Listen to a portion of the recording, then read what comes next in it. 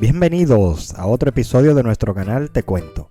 Hoy hablaremos de la maldición de Tutankamón, un enigma que ha desconcertado a arqueólogos e intrigado a millones alrededor del mundo. ¿A qué se debió la creencia de esta maldición? ¿Fue una maldición o no? Si lo quieres saber, quédate hasta el final para enterarte de las respuestas. Y si te gusta este tipo de contenido, suscríbete que es gratis.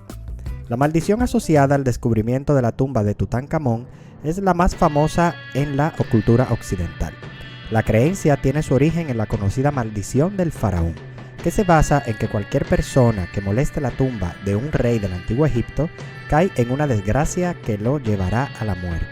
Tutankamón fue un faraón del antiguo Egipto de la dinastía 18 que gobernó entre los años 1334 hasta el 1325 a.C. Falleció siendo aún muy joven, con aproximadamente 18-19 años de edad.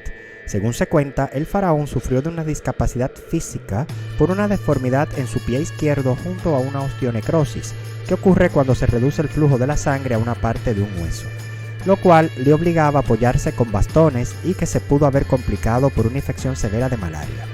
Aunque las causas de su fallecimiento no están claras, se ha determinado probablemente que su muerte fue el resultado de la combinación de varios trastornos de salud. Sabiendo esto, ¿quiénes fueron los desafortunados que padecieron de esta supuesta maldición? En la década de los años 1920, el egiptólogo y arqueólogo británico Howard Carter descubrió la existencia de un faraón de la dinastía 18 y convenció a Lord Carnarvon, un aristócrata inglés y egiptólogo aficionado, para que financiase la búsqueda de la tumba que se suponía intacta en el Valle de los Reyes. Carter entonces hizo un descubrimiento que cambiaría la historia. Se cuenta que el 24 de noviembre de 1922 se excavó en su totalidad una escalera que guió a Carter al hallazgo de una puerta en la que se observaban sellos con escritura jeroglífica y con el símbolo del cartucho egipcio en el acceso, que indicaba el nombre de Tutankamón. 2 días después, el 26 de noviembre, en presencia de Lord Carnarvon, su hija Evelyn y el ayudante Arthur Callender, se hizo un agujero en la parte superior de la puerta por la que Carter introdujo una vela y vio, según sus palabras, cosas maravillosas. Carter había descubierto la tumba de Tutankamón, que más adelante sería conocido como KV62. Posteriormente hallaron estancias anexas, incluyendo una puerta sellada hacia la cámara del sarcófago, flanqueada por 2 estatuas de Tutankamón. Esta puerta fue abierta por Carter el 16 de febrero de 1923. La tumba fue considerada la mejor preservada e intacta del Valle de los Reyes, y su descubrimiento alcanzó a la prensa mundial, empezando así un verdadero revuelo mediático. Según se cuenta, luego de este evento empezaron a morir personas que habían visitado la tumba, considerándose por muchos como sucesos extraños, lo cual es popularmente conocido como la maldición del faraón. Al poco tiempo, en marzo de 1923, Lord Carnarvon, el mecenas de la excavación, sufrió una sorpresiva neumonía que terminó con su vida el 5 de abril. Aunque Lord Carnarvon era una persona delicada de salud, pues, como consecuencia de un grave accidente de coche, tenía una afección en sus pulmones que le obligaba a estar largo tiempo en Egipto porque le favorecía el clima seco. Aparentemente, el aristócrata había recibido la picadura de un mosquito que al infectarse había agravado su delicada condición de salud, provocándole una septicemia que se extendió por todo el cuerpo en un tiempo donde no existían los antibióticos. La muerte de Carnarvon inició una serie de rumores que la prensa internacional repitió. Incluso se ha dicho, aunque no se ha confirmado este hecho, que a la misma hora de la muerte de Lord Carnarvon, su perra Susie aulló y cayó fulminada en Inglaterra. Se dice además que las luces del Cairo se apagaron inexplicablemente. Lord Carnarvon firmó en enero de 1923 una exclusiva con The Times para informar los detalles de los hallazgos en el Valle de los Reyes. Sin embargo, el resto de los periódicos encontraron los motivos para convertir este evento en un misterio y generar elucubraciones. Algunos escritores se prestaron a mantener la idea del misterio, haciendo que la supuesta maldición se creyera más. Por ejemplo, la escritora Marie Corelli, conocida por sus ideas místicas, afirmó tener un manuscrito árabe que hablaba de la maldición.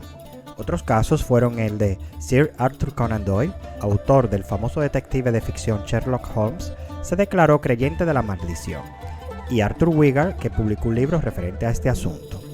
Medio año después de la muerte de Carnarvon, su medio hermano, Aubrey Herbert, también falleció. Herbert no estuvo involucrado directamente en el descubrimiento y su fallecimiento correspondió a las secuelas de una intervención médica, pero los creyentes de la maldición lo atribuyeron a la venganza del faraón. Otros afectados por la supuesta maldición fueron Arthur Mace, el hombre que dio el último golpe al muro para entrar en la Cámara Real. Murió en el Cairo poco después, sin ninguna explicación médica. El radiólogo Sir Douglas Reid murió cuando viajaba a Egipto para examinar con rayos X a la momia del rey. Richard Bethel, secretario de Carter, murió en extrañas circunstancias en 1929 y su padre se suicidó al enterarse de la noticia. Lo incluyeron en la maldición a pesar de no estar relacionado con la tumba ni haberla visitado, y se cuenta en su entierro que el coche fúnebre atropelló a un niño de 8 años, la edad aproximada de Tutankamón al subir al trono, lo cual aún avivaba más las creencias de la maldición. Se publicaron anécdotas difíciles de comprobar. La primera de ellas afirma que en la misma fecha en que se terminó de excavar la escalera subterránea que conduce al sepulcro, el canario que Carter tenía como mascota fue devorado por una cobra, símbolo del poder faraónico. Según esta historia, pese a las advertencias de los trabajadores que vieron el hecho como un presagio, la exploración continuó. ¿Pero realmente era una maldición? El mismo Howard Carter no creyó en la maldición. De hecho, afirmó que quien creyera en esas historias no tenía una mente razonable.